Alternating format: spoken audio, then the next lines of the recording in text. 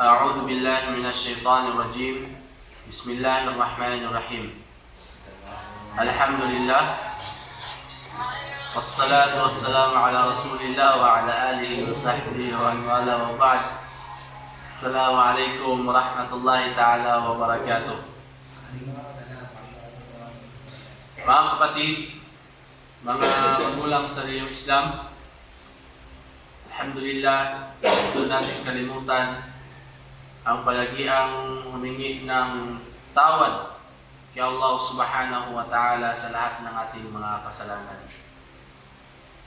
Man lazim al-istighfar, sinabi ng Allah, ani Propeta Muhammad sallallahu alaihi wasallam, man lazim al-istighfar, ja'ala Allahu lahu min kulli dhiqin makhraja wa min kulli hammin faraja wa yarzuqhu min haythu la yahtasib. Sino man ang palagi siya nag-iistighfar, palagi siya nagsabi ng astagfirullah, astagfirullah, astagfirullah, kahit anong oras kapag maalala niya na ang istighfar ay mag-astagfirullah siya, ang kanyang reward na makukuha mula kay Allah, ja'ala Allahu lahu min kulli dhiqin makhraja. Sa lahat ng kanyang mga kagipitan ay kumbaga bigyan siya ni Allah subhanahu wa ta'ala ng kalalabasan. Kumbaga bibigyan siya ni Allah subhanahu wa ta'ala na siya ay nagigipit. Kumbaga ipapalabas siya ng Allah subhanahu wa ta'ala sa kanyang sitwasyon na siya ay nagigipit. Ilalabas siya ni Allah doon. Wa min kulli hammin faraja, at sa lahat ng kanyang mga kanyang mga problema, kanyang mga kumbaga kagulanan, sa Bisaya pa, faraja, bigyan siya ni Allah subhanahu wa ta'ala ng lunas. Lahat ng kanyang mga problema, kanyang mga pananakit, no? Bigyan siya ni Allah subhanahu wa ta'ala ng solusyon dito. Wa yarzuqhu min haythu la yahtasib, at bibigyan siya ni Allah subhanahu wa ta'ala ng biyaya na hindi niya mabilang. Mashallah, sa sobrang dami ng biyaya na ibibigay sa kanya ni Allah subhanahu wa ta'ala. Kung gusto mo ng maraming pera, mag-istighfar ka. Kung gusto mo ng mga biyaya ng iyong inaasam-asam, mag-istighfar ka. Mag-astagfirullah ka kay Allah subhanahu wa ta'ala, at gawin mo itong obligado sa iyong sarili. Yun yung kondisyon. Gawin mong obligado sa iyong sarili, mag-astagfirullah ka, at makuha mo yung biyaya na hindi mo mabilang, yung biyaya ni Allah subhanahu wa ta'ala. So yun mga kapatid. At mga kapatid, mashallah, ang kumbaga payo ko una sa aking sarili at sa inyo inshallah subhanahu wa ta'ala, na kumbaga unti-unti nating bubuhayin ang sunnah ni Propeta Muhammad sallallahu alaihi wasallam at ang kanyang mga sahaba. Dahil sinabi ni Propeta Muhammad, kumbaga may sunnah siya, at sinabi niya, wa sunnati khulafa'ir rashidin, at ang sunnah ng kanyang mga khulafa, yung apat niyang mga khulafa, si Abu Bakar, Umar, Uthman at saka si Ali. So yung mga ginagawa nila, sunnah pa rin yun. Di ba? Sunnah pa rin yun. So ang sunnah ni Umar bin Khattab, isa sa kanyang mga sunnah, ang tarawih. Siya ang nag-isip na ang tarawih ay sa masjid. At ang lahat sila, binubuhay nila ang sunnah na tinatawag, kumbaga, ilan lang sa atin ang bumubuhay dito sa ating masjid. No? Ang azkar ba'da salawatil khams. Ang raf'ul sawt 'inda al-azkar ba'da salawatil khams.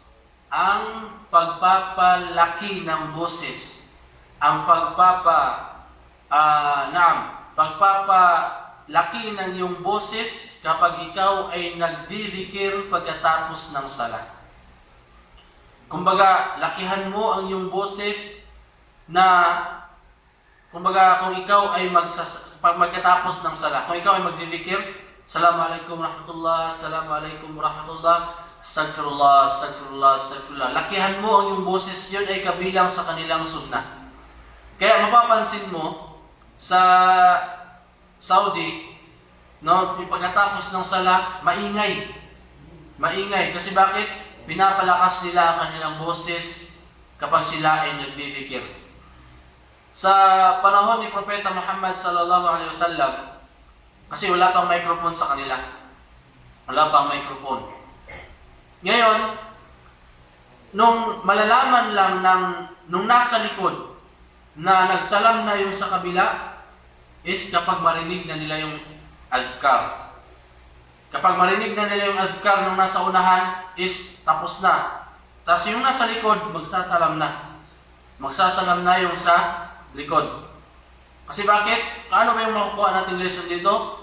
Kung kabilang siya sa mga sunna ng sahaba ni Propeta Muhammad sallallahu alaihi wasallam na palakihin mo ang iyong boses kapag ikaw ay magdidikir pagkatapos ng lahat. Ito ay kabilang lang sa mga sunna ni Propeta Muhammad sallallahu alaihi wasallam. Ang pag-iwan nito ay hindi makakasira sa iyo at ang paggawa nito ay kumbaga makakakuha ka ng reward mula kay Allah subhanahu wa ta'ala.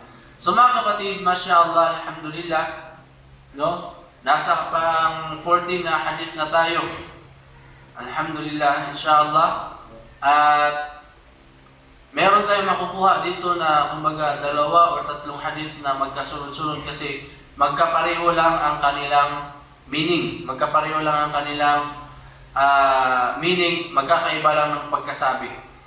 So, ito ang hadith na pang 14, inshallah subhanahu wa ta'ala, at ating kukunin.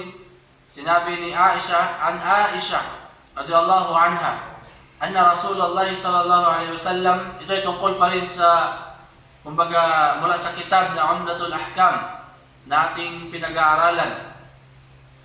Qala man mata wa alayhi sawmun, sama anhu waliyuhu, akhrajahu Abu Dawud, wa qala hadha fi an-nudhur khassa wa huwa qawlu Ahmad bin Hanbal. Okay. Ito sinabi ni Aisha radhiyallahu anha, tunay na si Propeta Muhammad sallallahu alaihi wasallam ay nagsabi, man mata, sino ika niya ang mamatay, wa alayhi sawmun, at meron siyang utang na fasting. Meron siyang utang na fasting, sama anhu waliyuhu. Ang magbabayad ng kanyang utang ng fasting ay ang kanyang pamilya. Magbabayad sa kanyang utang ng kanyang fasting ay kanyang pamilya. Babayaran ng kanyang pamilya ang kanyang utang na fasting. Halimbawa, sa Ramadan na ito ay meron siyang utang na halimbawa 5. Pagkatapos ng buwan ng Ramadan ay kumbaga kinuha na siya ni Allah subhanahu wa ta'ala at bumalik na siya kay Allah subhanahu wa ta'ala. At yung 5 utang niya na yon ay hindi niya nabayaran. Ngayon, kung alam ng kanyang pamilya na meron siyang utang sa buwan ng Ramadan, kafasingan ito ng kanyang pamilya. Babayaran ito ng kanyang pamilya. Halimbawa naman, kapag siya ay nabutan ng kamatayan sa loob ng buwan ng Ramadan, halimbawa ngayon, at kumbaga, meron siyang utang ng 2. Lalo na sa mga babae, meron silang utang dahil sila ay naregla, meron silang utang na 5, 1 linggo. At ngayon siya ay nabutan ng kamatayan, yung 1 linggo na yon ay babayaran ng kanyang pamilya. At yung mga umaabot, kumbaga yung paparating pa lang na mga araw ng buwan ng Ramadan, kasi hindi pa yun tapos Hindi pa yun tapos, hindi na yun babayaran. Hindi na yun tatanungin sa kanya kasi kumbaga, inabutan na siya ng kamatayan na nasa kaligtaan. Pero yung dumaan na kanyang mga utang na hindi niya nabayaran, babayaran ng kanyang pamilya. Sino mo ba ito pamilya? Ang nakalagay dito ay waliyuhu. Ang wali sa babae, yung wali yung kanyang tatay. Di ba? Yung kanyang tatay. Pero, kahit sino sa kanyang pamilya, ay pwedeng magbayad ng kanyang utang. Halimbawa, Allah Ta'ala alam, hindi ko alam kung ang nakalagay kasi dito, waliho, yung kanyang guardian. Ang kanyang guardian ang magbabayad. Halimbawa, tatay. So, sino yung magiging guardian ng tatay? Siya naman yung guardian, di ba? Siya naman yung guardian. Kundi, ang kanyang asawa o di kaya ang kanyang mga anak ang babayad ng kanyang utang niya. So, depende sa pamilya kung sino yung kung mag-volunteer na babayaran ng kanyang utang sa buwan ng Ramadan. Okay. No, so wala na, yun lang yung makukuha natin inshallah subhanahu wa ta'ala. At hanggang dito na lamang. Kung walang tanong, sallallahu ala nabiyina Muhammad wa ala alihi wa sahbihi ajma'in wa akhiru da'wana alhamdulillahi rabbil alamin. Assalamu alaikum warahmatullahi wabarakatuh.